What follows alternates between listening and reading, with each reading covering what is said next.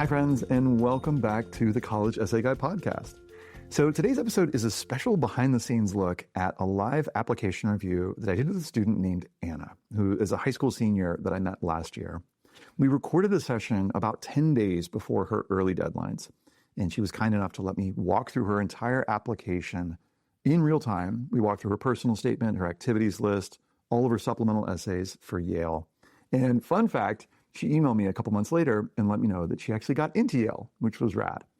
So we walked through in particular what it was like to pivot away from a topic that she felt just wasn't really serving her. She actually did 10 drafts about her favorite socks and then realized it was just sort of sounding like a list. So she pivoted to a new topic on Trivial Pursuit, which is a board game that is close to my heart.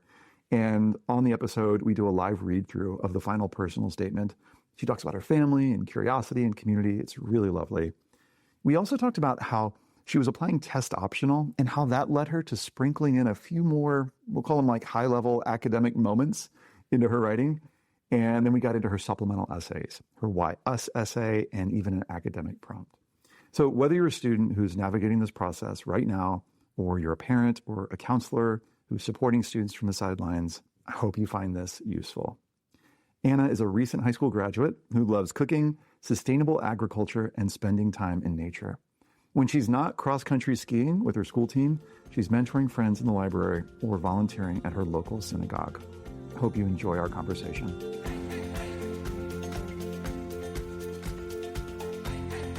Well, hi, Anna. Welcome to the podcast.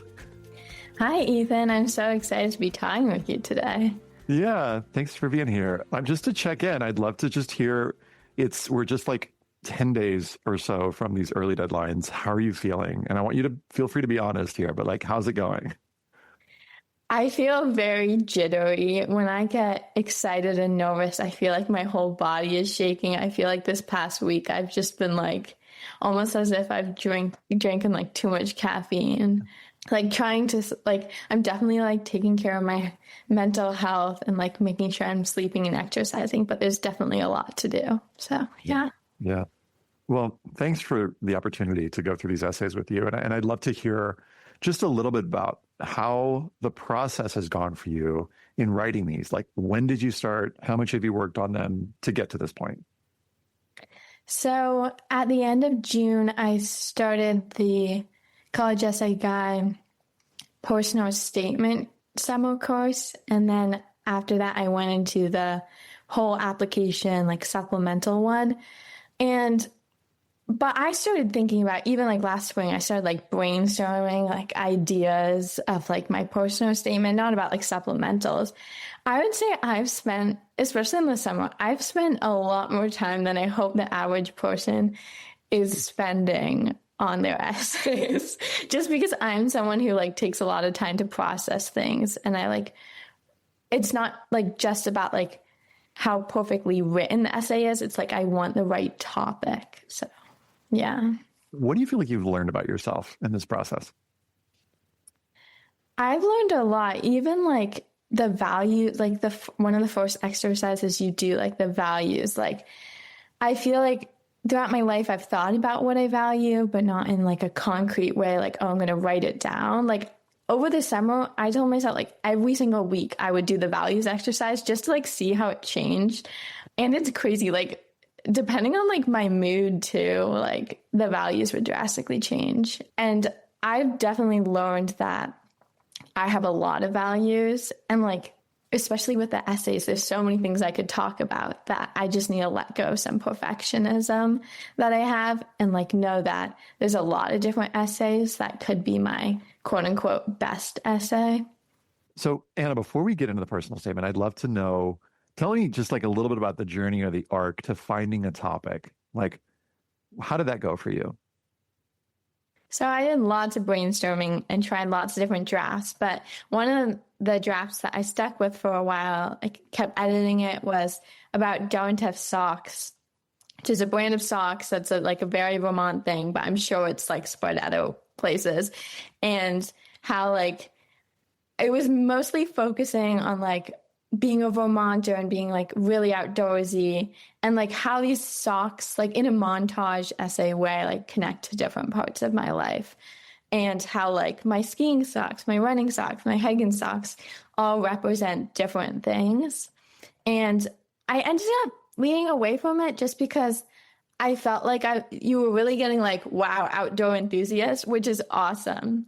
But I didn't want that to be my whole personal statement because I knew that there was so much more that I wanted to say and weave in there. So I ended up trying a lot of different things. And then in October, I wrote this essay on Trivial Pursuit.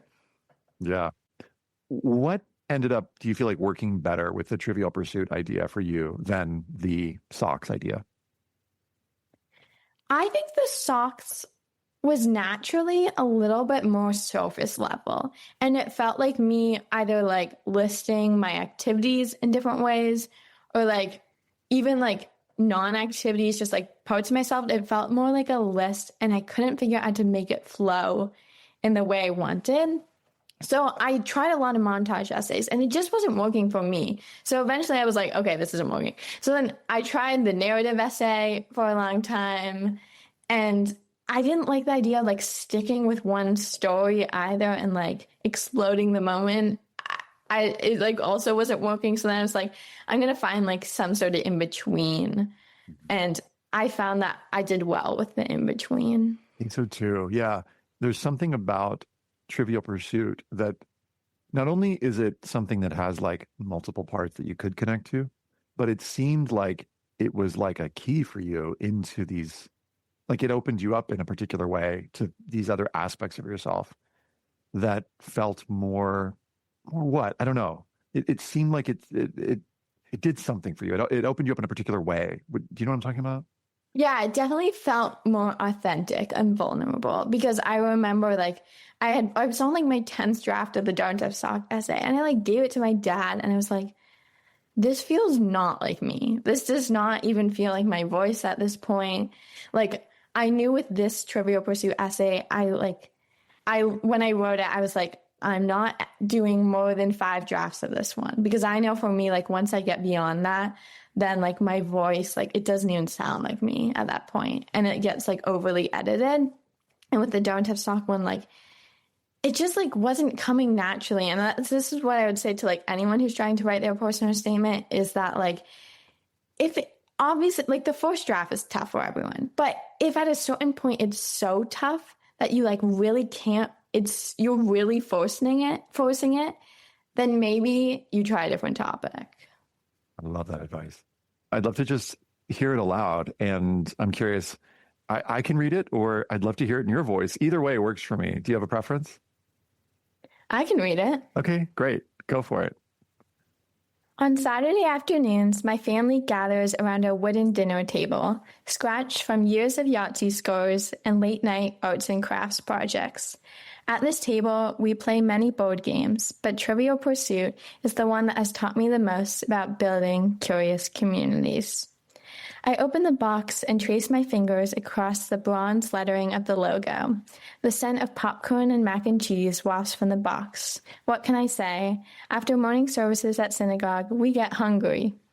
I'm pink, Renee is purple, Sophie's yellow, Mom is blue, and Dad never cares what color he is.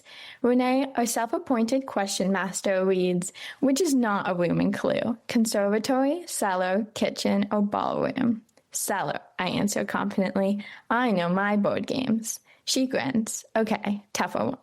Which vegetable is not in the brassica family? Kale, artichoke, mustard, or Brussels sprouts? I shrug. No idea. I glance at Sophie and say with my eyes, tell us about it. She launches into a detailed tangent about the wild mustard plant, explaining how selective breeding led to kale, broccoli, and Brussels sprouts. I smile. It makes me happy to hear someone speak with such enthusiasm about something they love. Every time I come across something I don't understand, someone in my family is there with an explanation, never just an answer. Grandpa Lenny turned our kitchen table into a chemistry lab. Dad slid objects on the office table to teach Newton's laws. Renee and Sophie taught me to watercolor at the dining table. Like playing Trivial Pursuit, these tables were the launching point for discovery. I grew up in a family that celebrates curiosity, where why is never an interruption, but an invitation. When I was younger, I did not realize that not everyone has that. Some people don't have a family who plays board games or an older sibling who can help them with any subject. So at school, I tried to be that older sibling figure. In the library, I sit down to do homework, but usually end up helping friends or new faces with trigonometry, history essays, or really anything else. Our conversations often drift into different things: favorite hiking trails, debates over tea or coffee. We trade stories, and our unfiltered laughter sometimes turns heads. I've learned that curiosity is not just a trait, it's a practice of empathy, of reaching beyond yourself to understanding something or someone more deeply. This allows for us all to sit at the table together, and even with different experiences, beliefs, and opinions, we find our place. I also help others more formally as a teacher's assistant in AP chemistry and as a religious school teacher at my synagogue. But the casual library moments are the most meaningful for me because, like playing Trivial Pursuit with my family, I've learned that anyone and everyone can shape a community where knowledge is to be shared and learning is a joyful celebration. These moments in the library remind me that meaningful work doesn't always look grand. Sometimes it's as simple as listening deeply, offering encouragement, or helping someone understand a tricky concept. It's in these simple yet meaningful connections, whether I'm explaining a chemistry problem, unpacking the themes of a novel, or discussing why kale and Brussels sprouts are distant cousins, thank you, Sophie, that I find the same sense of belonging I feel around my family table playing board games. In my family, and now beyond, knowledge is never a wedge, but a bridge. And it all started with a pink game piece, a wooden table, and a question I didn't know the answer to. Soon I will be packing for college, and I will make sure to squeeze in as many board games as I can fit. But if I can only pick one, I'll bring Trivial Pursuit. Just lovely. I'm like smiling as I read this. You're smiling too. Why are you smiling? I feel like it really, I did the exercise where you highlight all the values that show up in your essay or maybe even your whole almost done doc. I printed it out and highlighted it, so I don't have it online. But I feel like it reflects my values, and I show a lot of different values. Yeah. So I'm happy with that.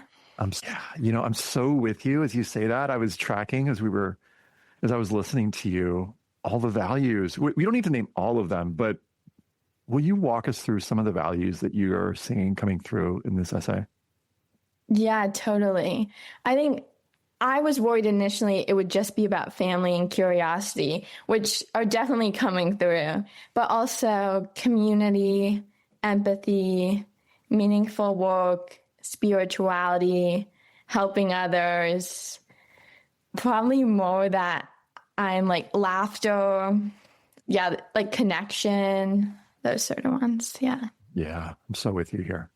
I really agree. I'm seeing a lot of the ones, the admission nutrients that I talk about, things like intellectual curiosity, which you mentioned already. And yeah, so much. There's so much here. I mean, it's just, I also really sense, and this is something that we don't often talk about, but I sense that you really like hanging out with your family. And I know that's not a sort of well, that's going to help you get into college, but there's a real enjoyment of, it sounds like you doing something that you love. And I can feel that that warmth coming through here. Yeah, I hope so too. I think what really is, yes, I love hanging out with family. I just really love talking to people. So I wanted to show how being with my family and how we all we love talking. I'm just a big talker, but I think my whole family is. And then transitioning to how at school and definitely other places as well. I'm a talker. I'm also a listener, which isn't super coming up in this, but maybe a little bit. I just love connection. As you read this, what questions do you have for an outside viewer or listener, as it were? What questions do I have? Wait, could you? Yeah. Is there anything you wonder about it? Do you wonder if there's hey, is X, to, something, or is this part to something, or is something missing? I just wonder if there's anything that you're, curious to know about. I mean, I can walk you through everything I love about it, but I just wonder, is there anything that you wonder about it? I would be curious maybe this is just my worry. Is this person going to be independent and strong enough alone on a college campus? Like, are they too attached to their family, which I hope isn't coming through, but that was definitely a thought of mine when I was writing it. Yeah. It didn't occur to me. Okay, good. There's no part of me that goes like, wait a minute, this person likes their family too much. If that were a concern, you could, find a moment or two to weave in just how independent you are. So let me just ask you, like, do you consider yourself to be an independent person? I'm super independent. Like, I'm the youngest of 3 daughters. Like, I feel like just as a youngest kid, like nature, like I'm very rebellious at heart and I am independent. I think we were talking about this, like, I want to change my conclusion slightly to seem like, not that mine's super cliche right now, but maybe changing it so it's more like authentic to me and really who I am going to be in the next chapter of my life. Mm-hmm. Yeah. I mean, the simple follow-up I would ask is like, if it's true that you are independent, could you weave in a couple examples of that in your essay? I mean, you do note here that you try to be the older sibling figure, and the way that you're externally focused and relating to others shows me that, that sort of leadership quality, I guess I would call it, but also that ability to take care of not only yourself, but take care of others. Yeah. So I'll just name that I think and anybody who's a teacher's assistant sort of has been seen as someone who is, trustworthy to be working with younger folks. So, I see it signaled there twice, but if you were worried about it, you could just weave it in one more place if you wanted to. Yeah. Okay. One thing that I really like about this essay is that there, in the past, a student chose Trivial Pursuit to write about, and they cleverly chose, each color represented a different side of themselves, which I think could work.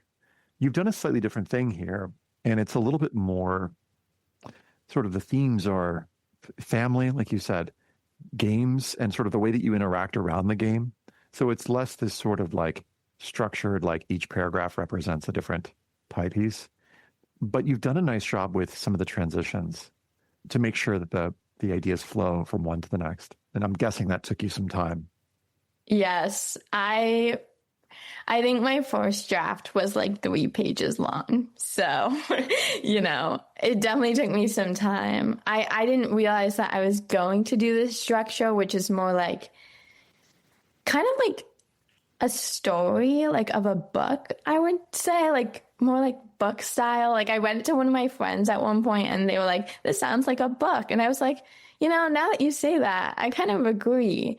And that definitely took some time because I tried a lot with the montage and it just wasn't working for me. Like the idea of like switching to like a whole nother side kind of abruptly, obviously with transitions, like just didn't like sit well with me for some reason.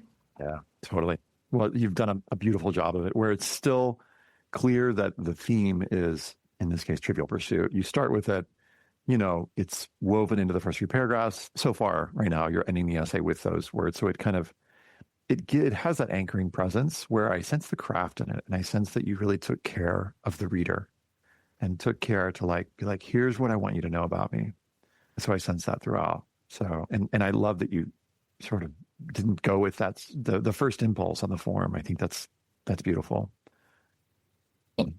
Yeah. So I'd kind of love to move to the other parts of the application, if that'd be okay. Yeah, totally. Cool. This is my activities list. Your activities list is looking really good.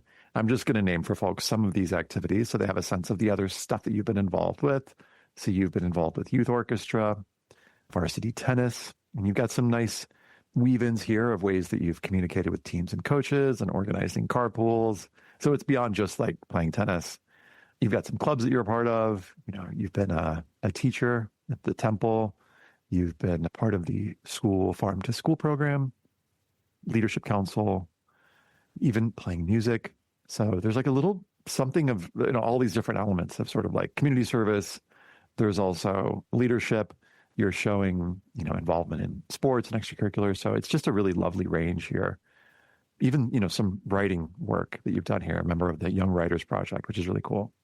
So I don't really have many notes on that. I think it's just looking really good. And then you've got a couple different mentions, being part of the rural and small town. This is like a particular award that you won. What was this award for? Honestly, not entirely sure. I got it from College Board at the end of my junior year. And I was like, okay. Is this just for being an awesome rural or small town student? I think the award was for my SAT or PSAT score. I'm not entirely sure which one. Got it. In the additional information section, you've noted a couple things or a couple of awards that didn't fit, that makes sense to put here. Sometimes students put only academic awards, which is fine. And then you could put additional awards as you've done in the additional info. And then you mentioned tennis practice outside of what you've done in high school, which is great. So I'd love to move to your supplemental essays. In particular, this is a school that you're excited about, Yale, and it's due real soon. So let's go through these supplements. And I've got some notes for these. I have some things to share, to work on. I'm going to promise not to give you things that I don't think are done, able to be done in the next few days. So, yeah. So the first one asks, reflect on how your interests, values, and or experiences have drawn you to Yale. And you've got 125 words. I'll let you read it. You read it aloud, and then I'll share some thoughts. Okay. I love Yale's wide variety of student-led communities that foster engagement and belonging. I will seek such communities by participating in Slivka's egalitarian services, family-like Shabbat dinners, and Depop's student-led orchestra. At Yale Farm, I will get my hands dirty, discuss issues regarding sustainable agriculture, and brainstorm ways for us to connect with the larger New Haven community. Yale's residential colleges embody the same spirit of community and leadership. They create a close-knit environment within the larger university where students support one another academically and socially. Within my residential college, I will build connections through intramural sports, the warm dining hall environment, and the collaborative academic culture that mirrors the inclusive, student-driven energy that makes Yale feel both expansive and like home. Cool. Okay. What do you think of this one so far? What do you like about it? Or what do you not like about it? Or what do you think needs work? 125 words is so tough. I tried to fit in some of the things that really attracted me to Yale, like Depop's orchestra and the Yale Farm and the residential college system and Slivka, like the Jewish Life Center. Like those are some of the things that like really attract me, and I included all those things. I could definitely like reword it for sure. Mm-hmm. But I find the why us essays very tough for sure. So I'm curious, what major are you checking the box for at Yale when you apply? Environmental studies. Okay, cool. So one of the things that, and we're going to get into environmental studies a little bit in the next essay, just preview for the listener. One of the things that I wonder about as I read this essay, hear it from you, read it on the page, is what are the academic opportunities that interest you, that excite you? Because I think you're doing a beautiful job of talking about community, and you've listed some really wonderful examples, and that's in keeping with the theme that you've got going so far. But part of me wonders, just as a sort of orienting thing, if there's a possibility to bring in, and this is also I'll just name a bias that I have, that when applying to these academic institutions, I think they want to hear a little bit about some of the academics. Okay. So I wonder, just to ask you right now, and then you can go, tweak this later, but what excites you academically? Are there particular programs or courses or anything that you're really excited about at Yale before we even get into community stuff? Well, at the Yale Farm, I could definitely elaborate. Like, there's a lot of classes and a lot of professors that learn on the farm, which I find really cool, like hands-on learning. And with the graduate school, there's lots of overlap with the undergrad of classes and professors you can work with, and potentially doing research around sustainable agriculture, which I tried to tie in academics a little bit more into. Tell us about a topic or idea that excites you, and going a little bit into like the academics of specifically environmental studies.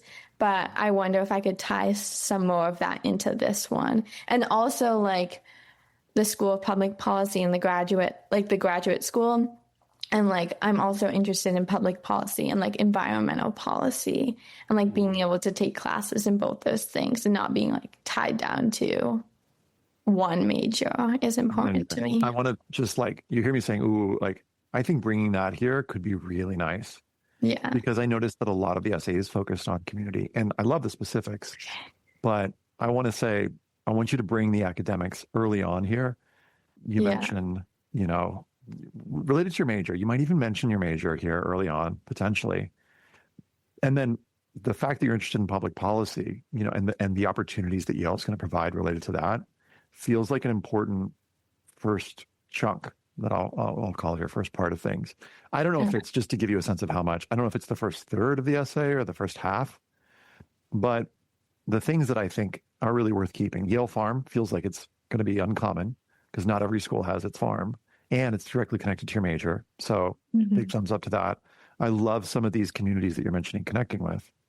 So big thumbs up to that. I think some of the stuff that you could potentially, and I think mentioning residential college, because that's a big part of Yale, could be cool. It's connected community. But some of the other stuff, I think you could potentially trim. If there's anything that you feel in this essay that another student might say, I think you can trim it. Is there anything that you notice as you scan this essay? Are there any sentences that you're like, oh yeah, I could see some other student saying that? Honestly, anything about the residential college, I didn't know how to word it. Like anything beyond within my residential college. Like I want to somehow make it specific to me, but I almost wonder if I shouldn't mention it at all. Like, or maybe like I do like a list sort of thing in one sentence of like all the ways, like, I don't know, like a fine community, like blank, blank, blank, blank. Because I think that a lot of people are attracted to the residential college system for the same reasons that I am. I love this idea. And I think that it's one of those things like, I mean, yes. So just to affirm what you're saying, yes, a lot of students talk about the residential colleges in the Yale essays. Kind of like in Columbia, when they're writing to Columbia, they talk about New York City. Now, the challenge is like, you don't want to just not talk about it because you want to be different, because then that might be a little weird to like not mention it. So I think mentioning it briefly is a great idea, and connected to community, great. And you can imagine, almost imagine that this essay is sort of like, imagine that it's like a bullet point that's on community. And you've got 3 or 4 examples, I'm just picking a number, of like, here's how Yale will help you find community. Yeah? Yeah, totally. So that's one way of sort of conceptualizing this. And then there's this whole chunk before that that's like, but let's talk about academics. Now, I don't have a strong preference which order you go in. You could go community first and then be like, but then academics. Or academics first and then community. I think either of those can work.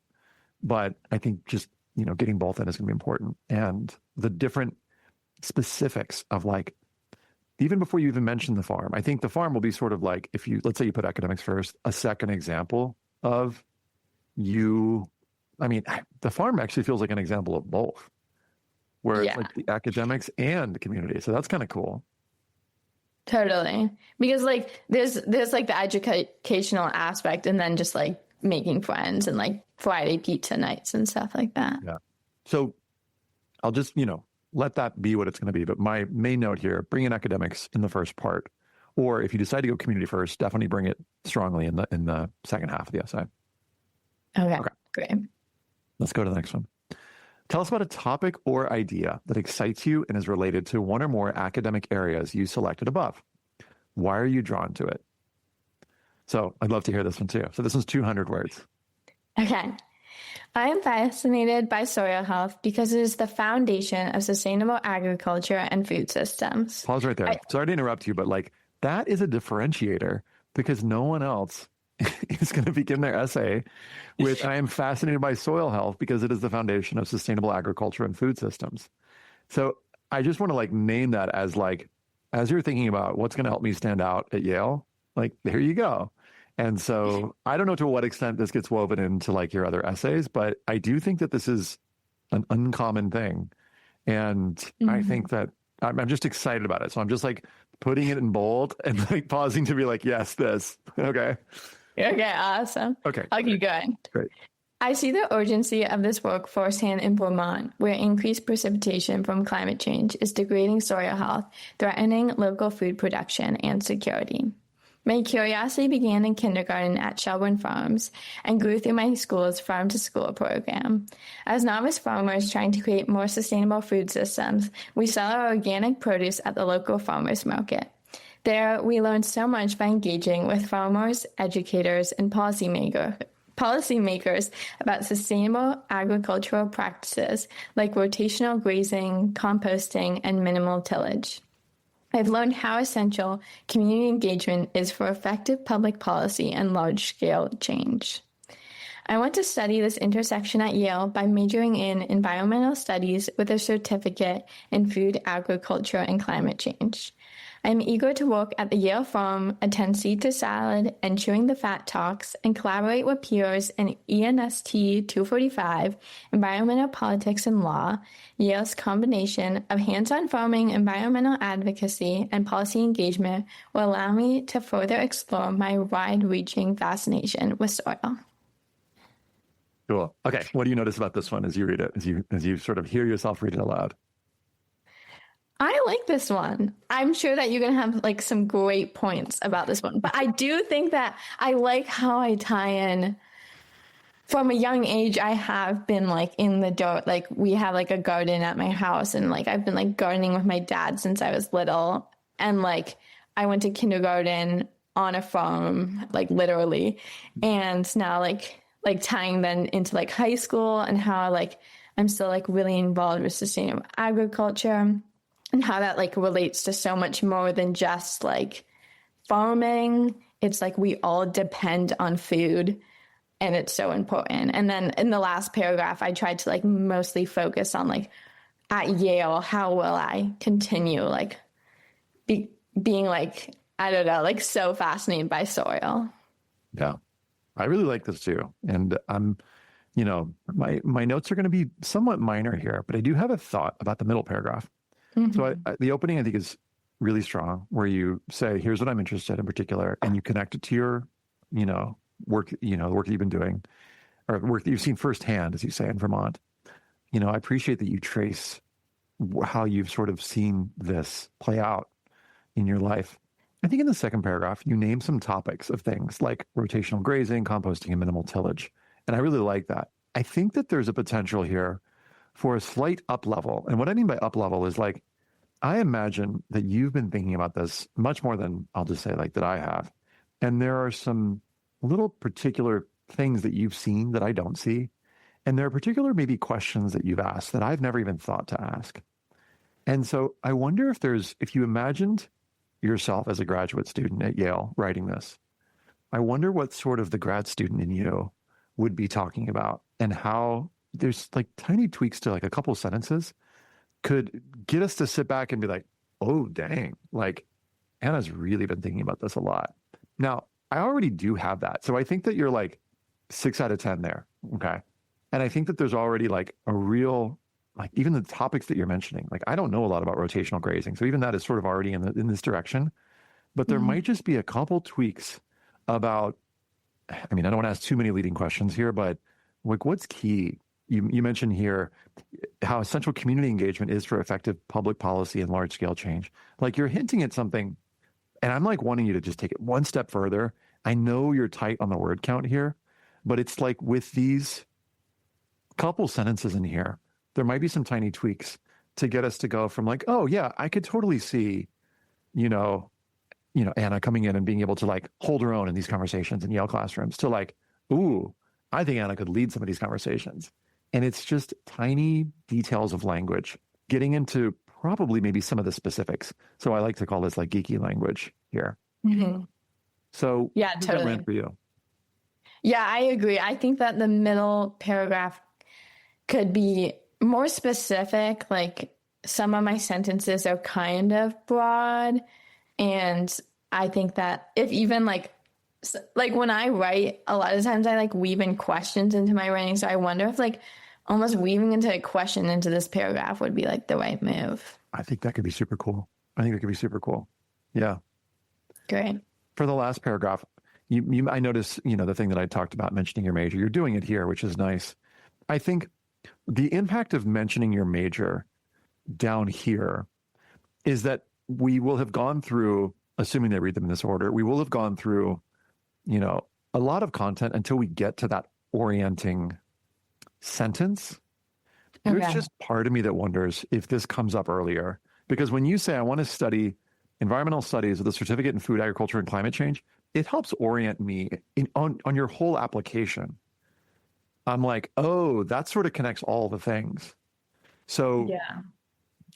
it can work here.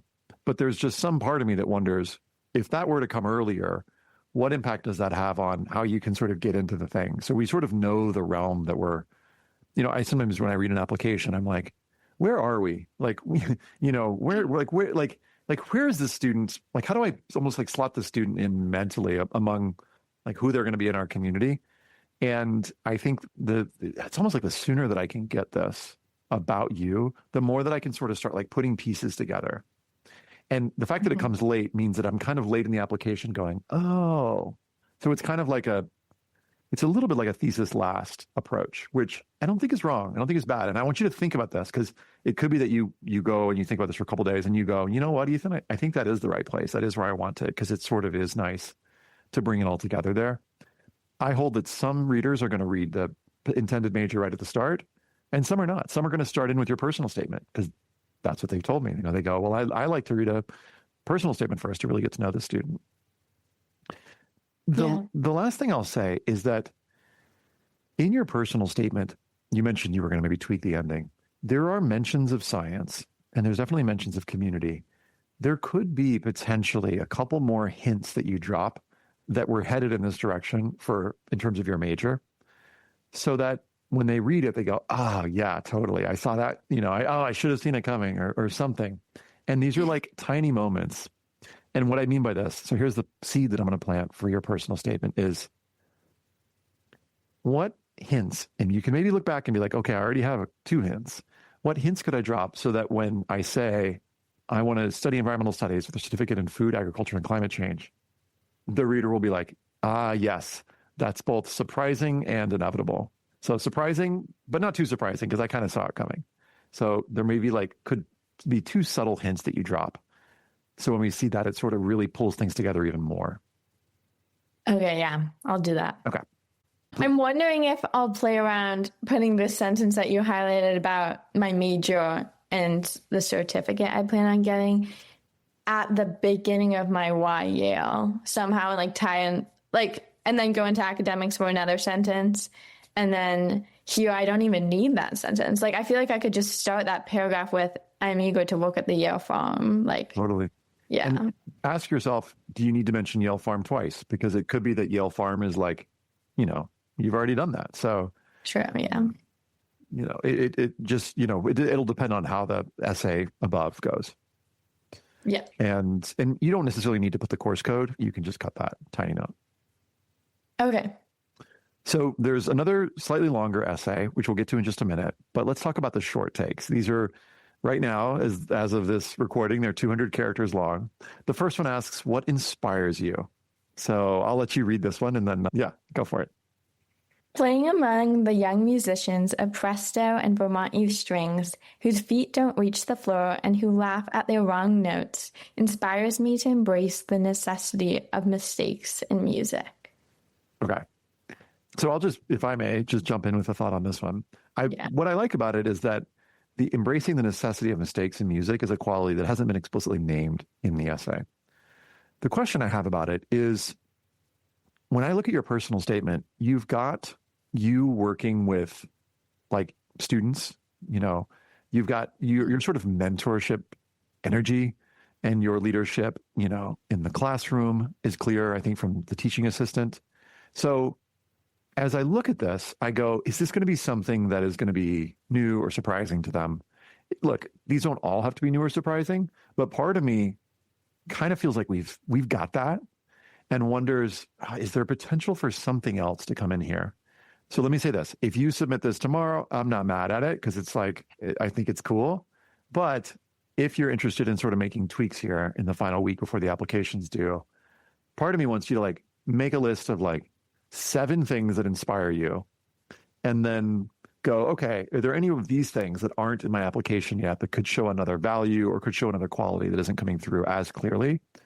And then your choice is to either keep what you've got, go with one of the things that you've got, or there's also this other option of you could choose a couple things that inspire you and do a little mini montage. So just to give you an example from a past student, and this is not like the right way to do it. It's just like to, give us another idea or another option. So here's a student from a few years ago. What inspires you? She says, my abuelo's naturalization documents. So connection to family, the smell of petrichor. That's like rain after it's hit, the feeling of placidity after meditating. So the value of like calm, seeing a sparkle in someone's eyes when they speak about something they genuinely love. So 1, 2, 3, 4. There's a little sort of like sampler platter version. So again, I don't hold that this is like the right way or even necessarily a better way, but it's just another way of doing it. So totally. Curious how any of that lands for you. Yeah, I agree. Like, I feel like this one, not only is it maybe showing similar values, I think that I feel like others could write it. It doesn't feel super, like there might be other people who, like play with younger musicians and like mentor them and that sort of thing. So I want to find something potentially more unique. I also struggled. This is a hard one to not write a cliche, I will say. A lot of things that inspire me, I'm sure inspire so many people. So that was tough. Totally. And I think you've done a nice job, but I think you're pointing out something, smart here where it's like, could I copy paste this into someone else's, and change out the name of the, the orchestra, potentially.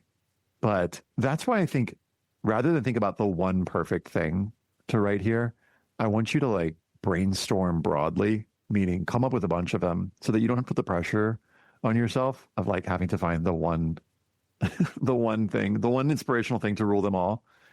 And then you can sort of decide if you want to pick a couple or just one. Okay. Yeah. Next one.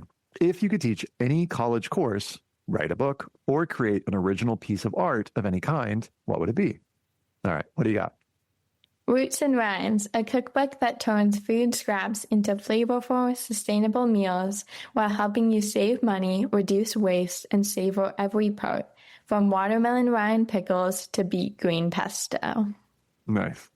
All right. What do you think of this one?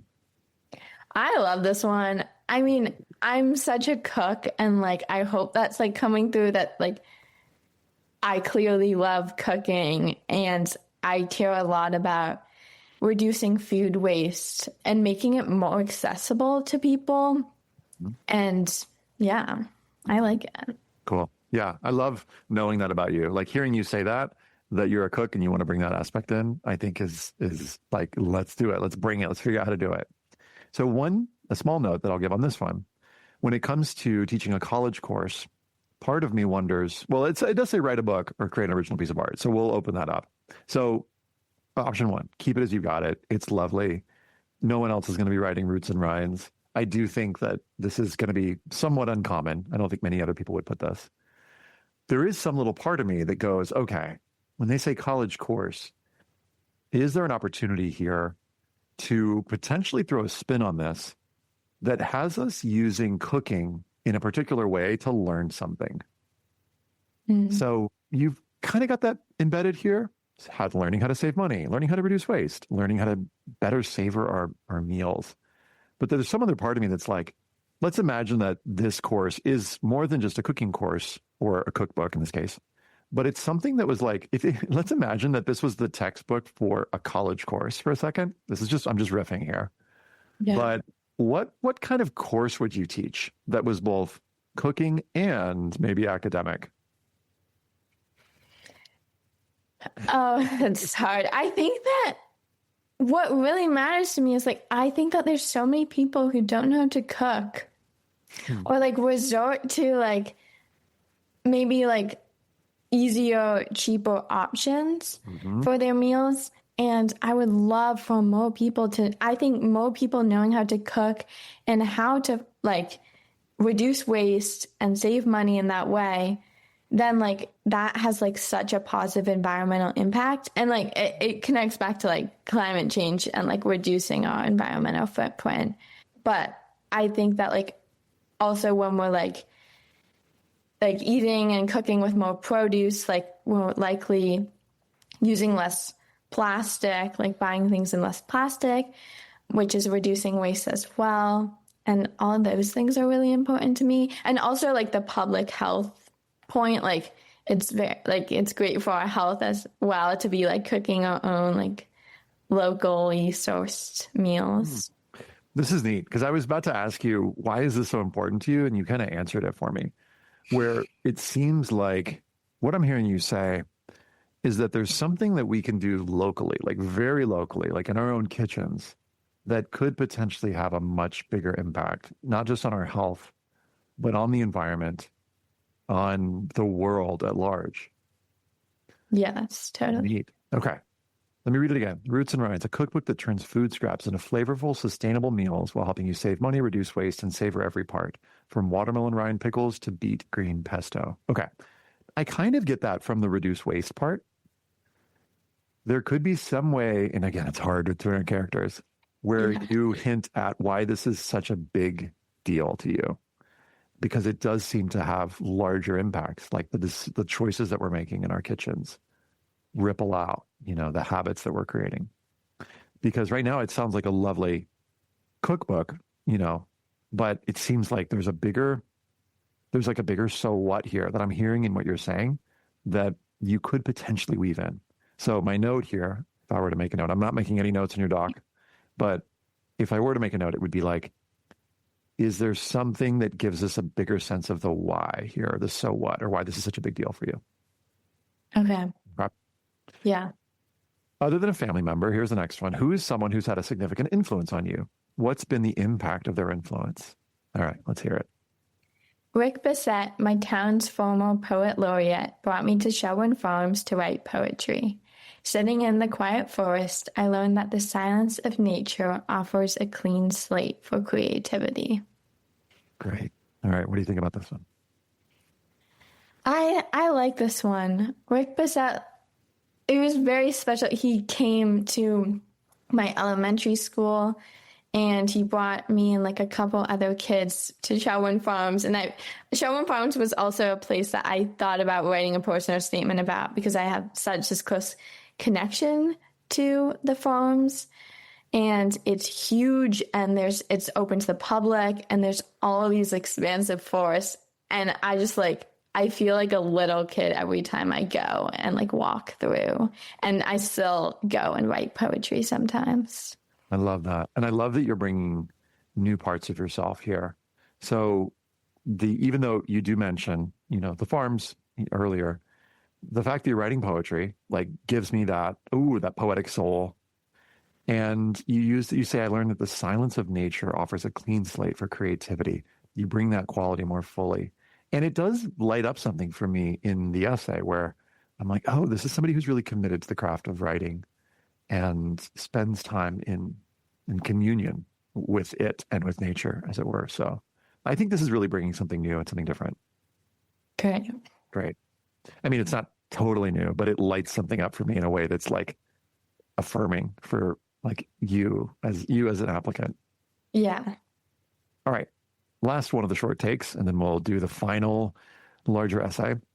What's something about you that's not included anywhere else in your application? Okay. What do you got? Skiing under snow-filled skies, lying in piles of snow after tough workouts, frosty eyelashes, catching snowflakes with fishnets, burnt maple pancakes.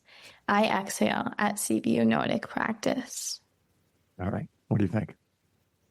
I don't know. I don't know how this is perceived, if it makes sense. I feel like I wanted to I liked the short takes that I had read before that were a list sort of thing. So I tried to do that. And I'm not sure I'm super good at that, if that's super my thing. But I do like it. I think skiing is really important to me. So I like that I'm tying that in here. Mm-hmm. I think you are super good at it. And it totally makes sense to me. Meaning like frosty eyelashes, burnt maple pancakes, like you're like summoning these with the senses. I know what that feeling is.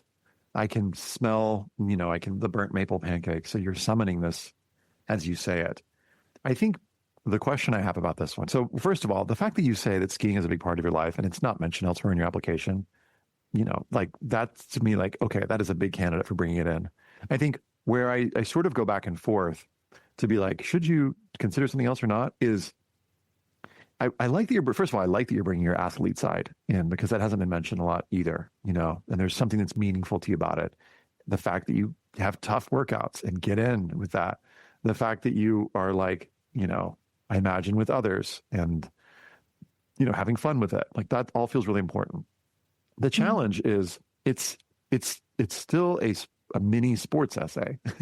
And the challenge with sports essays is that it's sort of like, well, other students write about sports. So, will it be a differentiator? Maybe not necessarily. Does everyone have to be, does every single short take have to be something that totally makes you stand out as unique? Not necessarily. And again, as far as sports essays go, I think it's a good one because I think that nobody else is going to write a 200 character, skiing short take like this. So I'm going to kind of leave this one to you. But what I'll say is, on the one hand, I think it's really well written. I think it's bringing something about you that's not included elsewhere in your application. And it's, I'll just say those two things mainly. And then on the other side, is there anything else that you would want to put it up against, as it were, that you might want to include elsewhere in your application that could help be a standout? Because it could be that as they read your application, this is one of the last things they read. And just to sort of have a preliminary conversation about it, do you sense that there's anything else that you felt like you wanted to work in that you weren't able to? Well, I will just say the reason I chose this one, which maybe I can articulate better, is that I was looking through my whole application, like reading it over and over again, whatever. And I was like, I kept going back to like, I was talking to a teacher about this and she was like, so like, what fuels you? Like, how can you do everything? Like, not in like a rude way, like in a very kind way. Like how are you able to like mentor students and like play music and do all this stuff? Like what, like not only fuels you, but like lets you relax. And sports really is that for me. And I know like, and I feel like that's not, I think I could word that in a not super common way. Like for me, sports is meditative and it's like how I clear my mind. And especially with skiing, it's like, I feel like I'm in like a magical wonderland and like I get to do that every day. Like I just feel so lucky. So I wonder if I can tie that in a little bit more and make it a little bit more unique.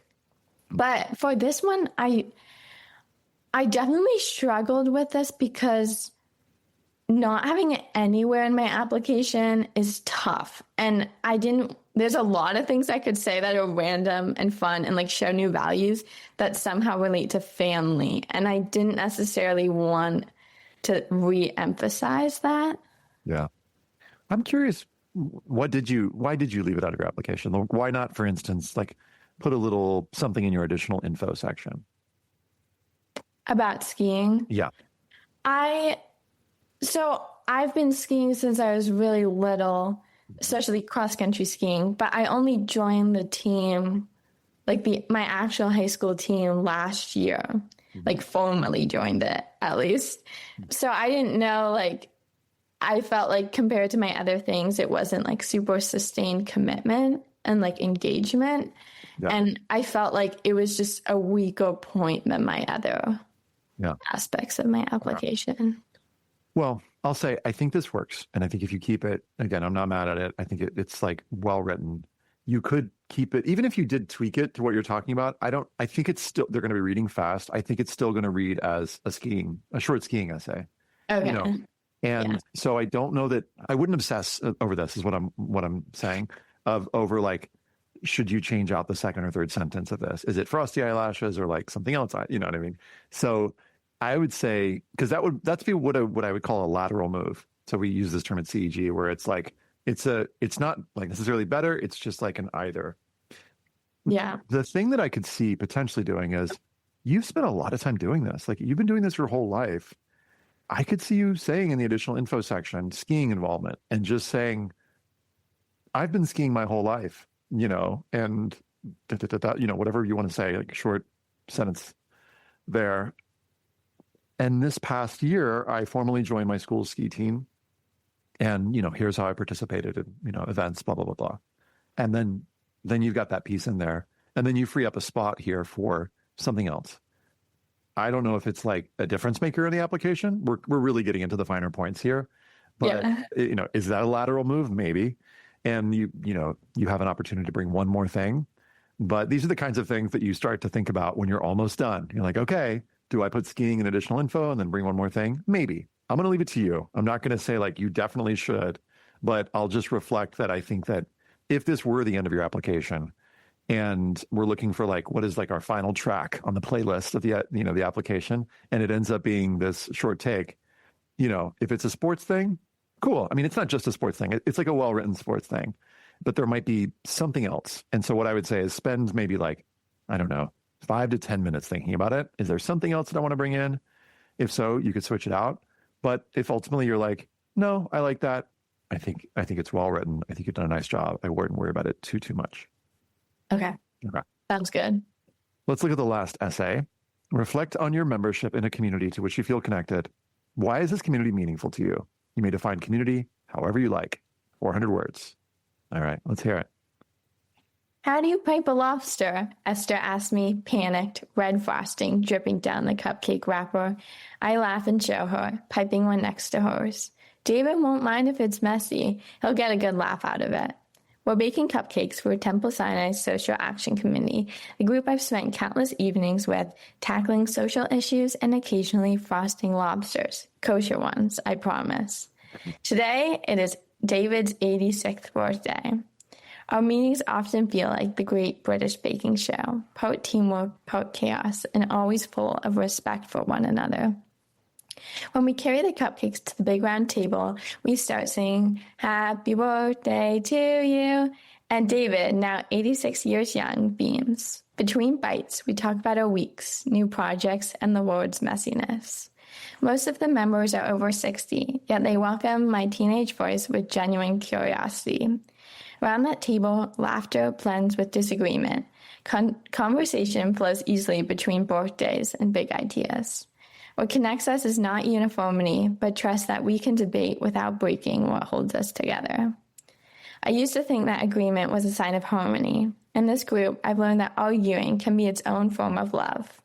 Our discussions on immigration, poverty, or climate change can be heated, but never hostile.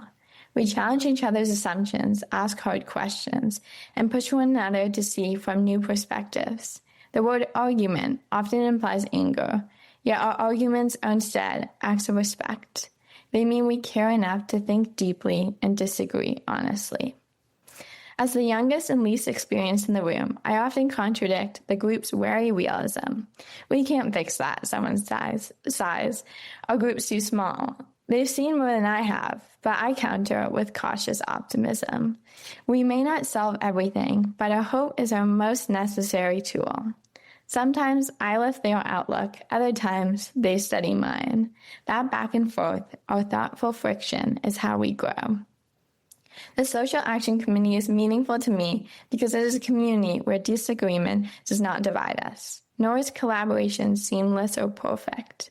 I learned that community is not about avoiding tension, but embracing it with respect and a sprinkle of humor. To argue with people you trust is to believe the world and one another can still be better. Oof. From your mouth to God's ears, as they say.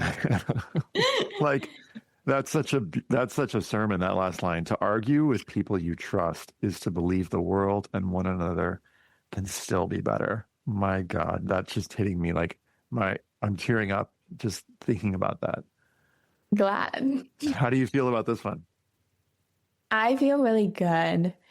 I like the ending. I originally wrote it in a different format. And I started with pretty much defining like Oxford Dictionary's definition of arguing or whatever. And then I went into like pretty much disproving that definition and how like arguing is like, I think the definition is something like at the end, it's like comma, like often hostile or something like that. And I was like, no, not necessarily. So then like that was my original way. And then I ended up going with this. And maybe I could tie this a little bit better into one sentence. But like I started with like the lobster cupcakes because our group is like very silly. And while like the people I'm working with like have so much experience, and it's like sometimes like crazy to me like that I like get to like work with them and like all the amazing things that they've done in their lives. Like we're also just like humans, and like we just want to like eat cupcakes sometimes. So like I like to start with that because it's like I feel like building that like simple like human connection is so important to then being able to disagree and like trust each other. Yeah, it's really strong. This is like, I love the lightness and the just being human together that you have at the start, and I love the way that that's balanced with a powerful message here at the end, which is, it's possible to disagree well. And I mean, I think this is like maybe our biggest issue as an American culture right now is like our inability, in some cases to do that. So I love this. This feels like an anthem in a way, and a beautiful possibility. And I'll say this, that I know that you have a couple different options for this prompt to choose from. Over the last few years, colleges have added more prompts related to disagreement.